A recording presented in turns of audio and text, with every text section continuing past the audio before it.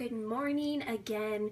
If you can see outside, it's actually snowing a little bit. We are in Breckenridge, Colorado for our last day on this family trip. We are here with all of my husband's extended family, or most all of them, and we've had a wonderful, relaxing, refreshing week. And I am just soaking it up, but also very ready to get back home. So today we're going to be talking about why you need to get up earlier. And I feel a little bit like a fraud sharing this because I have not been getting up early, but I am sharing this because I'm preaching to myself today. And come Monday, real life starts, and that means that I have to start getting up early. That means that I am going to need to get back on a schedule, and that means that I am going to have to really just know the party's not happening anymore and it's time for real life. And we've had a number of weeks of traveling and just being off a regular schedule, and so I'm looking forward to it, but I'm a little scared of it too because I know that it's going to be a little bit hard to jump back in. But anyway, so I am sharing this today, preaching to myself, because I need this, and I thought maybe some of you would be inspired by it as well. Yes, it's going to feel so good to be home. My husband is just bringing me breakfast and coffee. We're running a little late here this morning, obviously, and I have been staying up a little bit late, and so this is why I'm preaching to myself. Okay, so for those of you who are new, my name is Crystal Payne, and I am the founder of MoneySavingMom.com. I'm also the creator of the 14-day online course called Make Over Your Mornings. That's at makeoveryourmornings.com.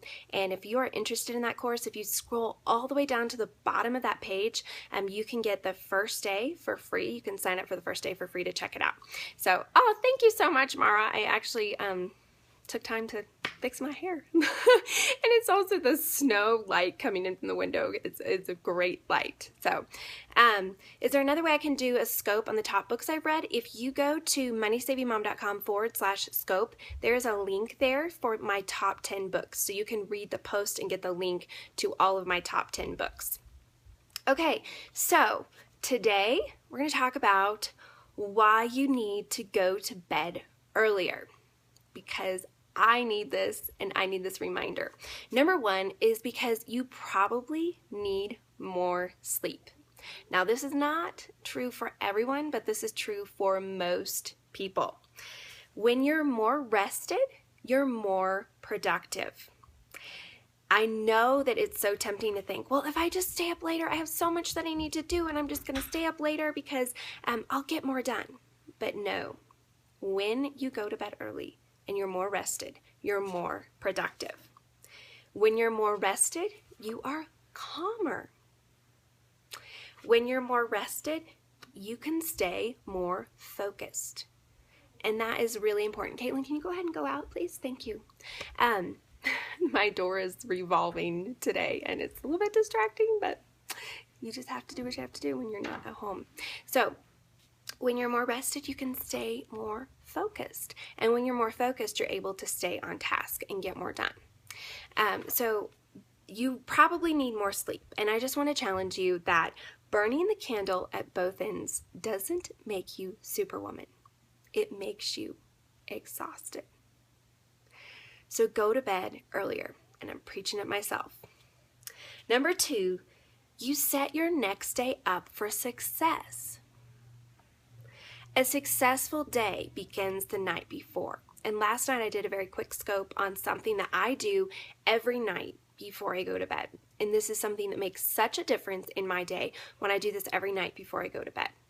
A successful day begins the night before.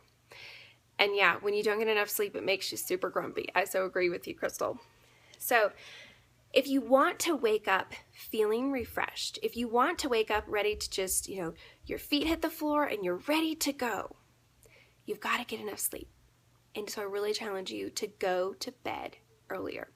Because when you go to bed earlier, then you're able to get up feeling more refreshed and ready to just attack your day. Instead of being like, I gotta drag myself out of bed. I gotta try to do this day.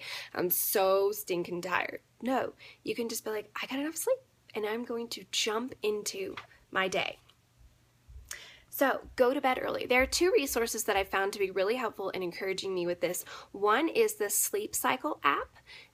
I've talked about this a lot before, but I love this app because you're able to set it so that it will wake you up at the most ideal time for you to wake up. So it's within a 30-minute window, and it tracks your sleep patterns, and it will wake you up when it's the best time for you to wake up.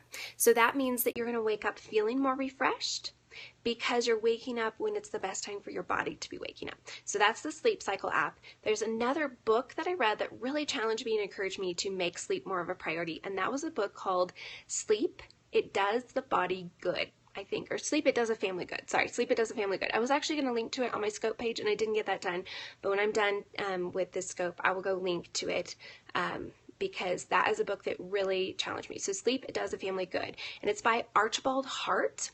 And it really challenged me of just different ways that I can make sleep more of a priority. But the other thing that I love that he said in there that will always stick with me, and I read it a few years ago, was he talked about how you have a sleep bank.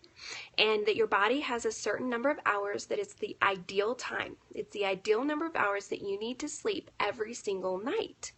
But he said that you have a sleep bank. So if you don't get enough sleep one night, you can make up for it another night, but only within a 7-day period. So let's say one night you're up with a baby a whole lot and you just don't get a lot of sleep.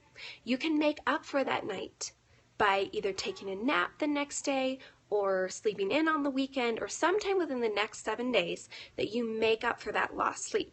But after 7 days, then the bank starts over again. It starts back at 0. And that really challenged me to think. So sometimes, it can be discouraging if you're up, especially if you have little kids and you're up in the night with the kids. My son, Silas, he has asthma. And so there's some nights that we are up a lot in the night with his asthma. And it just, it can be discouraging because you think, oh my goodness, I didn't get enough sleep that night. But to think, well, okay, I'm going to make it a priority sometime in the next few days to make up for that lost sleep. And he talks about how the lack of enough sleep over a 7-day period can really start to affect your body, and it can start to affect you physically and mentally and emotionally in all these different ways. It was very fascinating to me, but it really challenged me to start making sleep much more of a priority than I had, because I'd always been kind of one of those people where it's just like, push through, I can do this, I can sleep less, and I'm going to be able to it's okay. But realizing that I was shortchanging my body and my health in a big way. And so ever since reading that book, I've made it more of a priority, and especially in the last 2 years, I would say just really making a priority to try to keep my sleep bank full and to continually replenish it so that I am able to be more productive.